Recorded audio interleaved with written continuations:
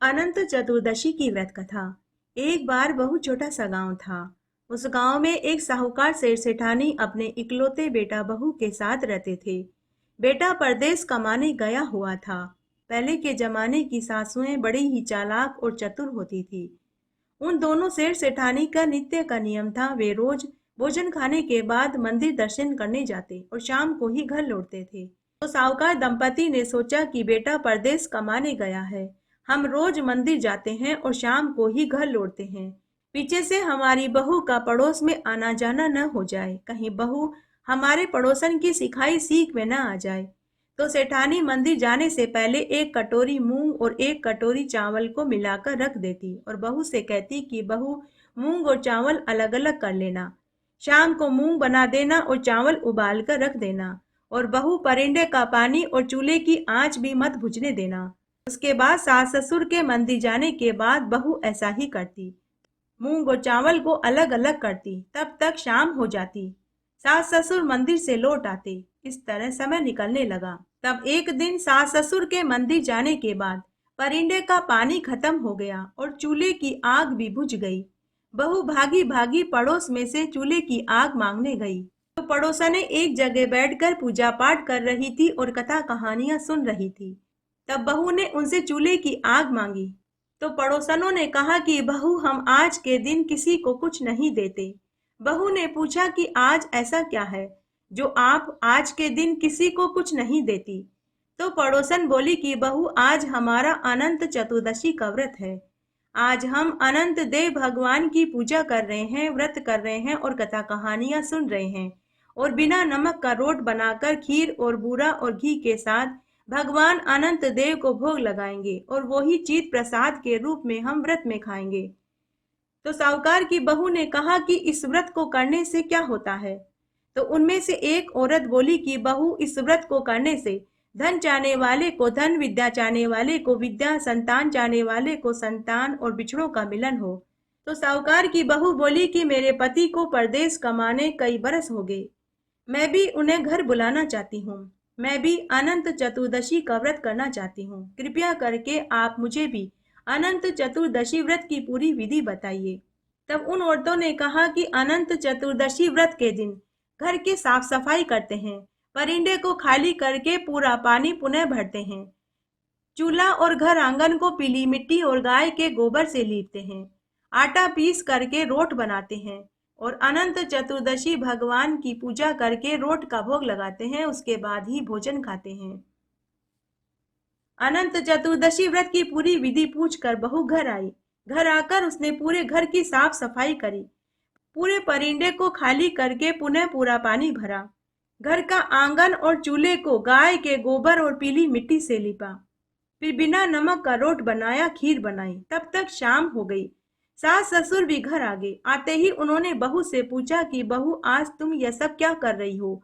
बहू ने कहा कि सासू माँ, आज परिंदे का पानी और चूल्हे की आंच दोनों ही खत्म हो गए थे, तो मैं पड़ोस में मांगने गई थी। वहां सभी लोग अनंत चतुर्दशी की पूजा और व्रत कर रहे थे, इसलिए आज मैंने भी व्रत रखा है। सास बोली कि बहू, इस व्रत की क्या जरूरत थी, हमारे यहाँ कोई भी यह व्रत नहीं करता। तो ससुर ने अपनी पत्नी से कहा कि भगवान, कोई बात नहीं, अगर बहू व्रत करना चाहती है तो इसे व्रत करने दो। अनंत चतुर्दशी भगवान का व्रत करने और पूजन करने से भगवान अनंत देव प्रसन्न हो गए। उसी दिन अनंत चतुर्दशी भगवान की कृपा से उसी दिन साहूकार का बेटा खूब धन कमा कर के घर लौट रहा था। जब साहूकार का बेटा घर आ रहा था तो जंगल में उसे एक सर्प मिला। वह सर्प साहूकार के पुत्र को बोला कि मैं तुझे डसूंगा। साहूकार का बेटा सर्प से बोला कि हे सर्प देवता, मैं 12 साल के बाद अपने माता पिता और पत्नी से मिलने परदेश से धन कमाकर लौट रहा हूँ। हे सर्प देवता, एक बार मैं अपनी पत्नी और बूढ़े माता पिता से मिल लूं, उसके बाद आकर आप मुझे डस लेना। सर्प बोला कि मैं तो बूढ़ा बीमार सर्प हूँ, तू तो घर जाकर पलंग पर चादर ओढ़कर सो जाएगा और मैं पलंग पर चढ़ भी नहीं पाऊंगा। साहूकार का बेटा सर्प से बोला कि हे सर्प देवता, मैं अपनी चादर नीचे लटका दूंगा, आप चादर पर चढ़कर आना और मुझे डस लेना। तो सांप ने उसे जाने की इजाजत दे दी। साहूकार का बेटा घर आया। माता पिता अपने बेटे से और पत्नी अपने पति से मिलकर बहुत खुश हुए, लेकिन बेटा उदास बैठा हुआ था। साहूकार दंपति ने अपने बेटे से उदासी का कारण पूछा, लेकिन बेटे ने कोई जवाब नहीं दिया। साहूकार दंपति मन ही मन सोचने लगे कि हमारा बेटा इतनी दूर की यात्रा करके आया है। यात्रा की थकान के कारण हमारा बेटा उदास है। थोड़ा आराम करेगा तो ठीक हो जाएगा। उसके बाद बहू ने अनंत चतुर्दशी भगवान की पूजा करी। रोट और खीर का अनंत देव भगवान को भोग लगाया। सास ससुर ने भोजन खाया और भोजन खाकर सो गए। पत्नी ने अपने पति को भोजन खाने के लिए कहा, लेकिन पति ने कहा कि मेरे हिस्से का भोजन थाली में रख दे, भूख लगेगी तो खा लूंगा। पत्नी दिन भर की थकी हुई थी, तो पत्नी ने अनंत देव भगवान को प्रणाम किया। उसके बाद पत्नी ने अपना व्रत खोला और भोजन खाकर सोने चली गई। दिन भर की थकी हुई थी तो उसे लेटते ही नींद आ गई, लेकिन साहूकार के बेटे की आंखों में नींद नहीं थी। वह बिस्तर पर पड़ा पड़ा सब कुछ देख रहा था कि तभी उसकी थाली का रोट आपस में बातें करने लगे कि आज साहूकार के बेटे की बहू ने अनंत चतुर्दशी का पहली बार व्रत रखा है, अनंत देव भगवान और रोट का पूजन किया है। 12 साल के बाद इसका पति घर लौटा है और आज अर्धरात्रि में इसके पति को सांप डसने आएगा। अगर आज हमने इसके सुहाग की रक्षा नहीं करी तो कलयुग में हमें कौन मानेगा। तब रोट में से सभी चीजें बाहर आ गई। दूध, घी, शक्कर, काजू, बादाम, चावल, चना, सभी सातों के सातों चीजें रोट में से बाहर आ गई और उनमें से कोई ढाल बना, कोई तलवार बना, कोई छुरा बना, कोई फरसा, कोई लकड़ी तो कोई चाकू बन गया। तभी अर्धरात्रि को वहां वह सांप आया। रोट में से निकले सभी हथियारों ने सांप को मार डाला और एक टोकरे के नीचे ले जाकर छुपा दिया और वे सभी चीजें वापस रोट में बदल गए। साहूकार का पुत्र पलंग पर पड़ा पड़ा यह सब कुछ देख और सुन रहा था, तो उसे महान आश्चर्य हुआ। सांप के मरने पर उसे बहुत खुशी हुई। तभी उसने अपनी पत्नी को जगाया और बोला कि मुझे नींद नहीं आ रही, तू मेरे साथ चौपड़ पासा खेल। दोनों पति पत्नी देर रात तक चौपड़ पासा खेलते रहे। तो रात को देर से सोए तो सुबह जल्दी नहीं उठ पाए। साहूकार दंपति रोज की तरह सुबह जल्दी उठ गए। साहूकारनी अपने पति से बोली कि सुनो जी, हमारा बेटा तो यात्रा की थकान से थका हुआ था, इसलिए सुबह जल्दी नहीं उठा, लेकिन आज तो बहू भी जल्दी नहीं उठी। चलो हम उन्हें जगाने चलते हैं। साहूकार दंपति अपने बेटे के कमरे में उन्हें जगाने गए तो उन्हें कमरे में खून बिखरा हुआ देखा, तो वे जोर जोर से चिल्लाने लगे कि कोई हमारे बेटा बहू को मारकर चला गया। जब बेटा बहू ने अपने माता पिता की आवाज सुनी तो बेटे ने अपने माँ बाबूजी से कहा कि माँ बाबूजी, आप नौकरों से कहकर साफ सफाई करवा दो, हम बाहर आ जाएंगे। साहूकार दंपति ने नौकरों से खून की साफ सफाई करवाई। तब बेटे ने अपने माँ बाबूजी से कहा कि माँ बाबूजी, आपने मेरे दीर्घ आयु के लिए कोई पूजा पाठ व्रत उपवास किया था क्या? तो बहू ने कहा, मैंने किया था। कल मैंने अनंत चतुर्दशी का व्रत और पूजन किया था। तब बेटे ने अपने माता पिता को और पत्नी को रोट और सर्प वाली बात बताई। तो बेटा अपने माँ बाबूजी से बोला कि माँ बाबूजी, मैं तेरी बहू के अनंत चतुर्दशी व्रत से जीवित बचा हूँ। तब सास ने बहू के चरण पकड़ लिए और बोली कि बहू तू तो बड़भागी है, आज तेरी वजह से मेरा बेटा जीवित है। तब बहू बोली, सासू माँ, उल्टी गंगा नहीं बहती, आप मेरे नहीं अनंत देव भगवान के चरण पकड़िए। धीरे धीरे यह खबर पूरे गांव में आग की तरह फैल गई। गांव के सभी लोग साहूकार के घर आकर सारा समाचार पूछने लगे। जब यह खबर राजा के पास पहुंची तो राजा ने पूरी नगरी में ये मुनादी करवा दी कि सभी को अनंत चतुर्दशी का व्रत करना चाहिए और अनंत देव भगवान का पूजन करना चाहिए। इससे सभी की सभी मनोकामनाएं पूरी होती है। बोलिए अनंत देव भगवान की जय। गणेश जी की कहानी। एक बार एक गांव में एक सेठ सेठानी रहते थे। दोनों सेठ सेठानी बड़े ही धार्मिक प्रवृत्ति के थे। वे सभी की मदद किया करते थे। उन्होंने गांव में कुआं, तालाब, बावड़ी, धर्मशाला, पाठशाला, बच्चों के खेलने के लिए पार्क, अनाथ आश्रम, अस्पताल आदि खुलवाए। दोनों सेठ सेठानी गणेश भगवान के अनन्य भक्त थे। वे हर बुधवार का व्रत करते थे, गणेश जी की पूजा और आरती करते थे। और हर बुधवार को 2 पंडितों को घर बुलाकर भोजन खिलाते और उन्हें अन्न वस्त्र रुपया का दान देते और उनसे पांव छूकर आशीर्वाद लेते थे। उसके बाद ही वे दोनों पति पत्नी व्रत खोलते थे। सेठ सेठानी का बहुत बड़ा परिवार था। माता पिता, भाई बहन, भुआ भतीजी सभी थे, लेकिन उन्हें खुद को कोई औलाद सुख नहीं मिला। सेठ सेठानी का पूरा परिवार उन्हें बहुत स्नेह करते थे और खूब इज्जत देते थे। सेठ जी की गांव में बहुत इज्जत थी। घर में सभी उन्हें बहुत चाहते थे। लेकिन कभी कभी दोनों सेठ सेठानी को घर परिवार और घर के बाहर से लोगों की कानाफूसी सुनाई देती थी कि सेठानी बांझ है, सेठ जी बे औलाद हैं। यह सुनकर सेठ सेठानी बहुत दुखी हो जाते थे। अगर कभी किसी दिन सेठानी सुबह जल्दी उठकर कमरे से बाहर आ जाती तो घर के ही सदस्य उनका मुंह देखना पसंद नहीं करते थे। उस समय तो सेठानी और भी दुखी हो जाती थी। सेठानी एक दिन सेठ जी से बोली कि हे स्वामी, हमें कोई बच्चा गोद ले लेना चाहिए। सेठ जी सुनकर चुप रह गए। तब एक दिन की बात है, बुधवार का दिन था। सेठ सेठानी जी गांव के गणेश मंदिर में दर्शन करके लौट रहे थे तो उन्हें मंदिर की सीढ़ियों पर एक 4-5 साल का छोटा सा बच्चा बैठा हुआ दिखाई दिया। वह रो रहा था। बच्चे को रोता हुआ देखकर सेठ सेठानी वहीं रुक गए। उन्होंने आसपास सब जगह देखा कि शायद बच्चे के माता पिता यहीं आसपास में हों, लेकिन उन्हें वहां कोई दिखाई नहीं दिया कि तभी पुजारी जी भी वहीं आ गए। सेठ सेठानी ने पुजारी जी से कहा कि पुजारी जी, यह बच्चा किसका है? पुजारी जी ने बच्चे से भी जानना चाहा, लेकिन बच्चा कुछ नहीं बोला। शाम होने वाली थी।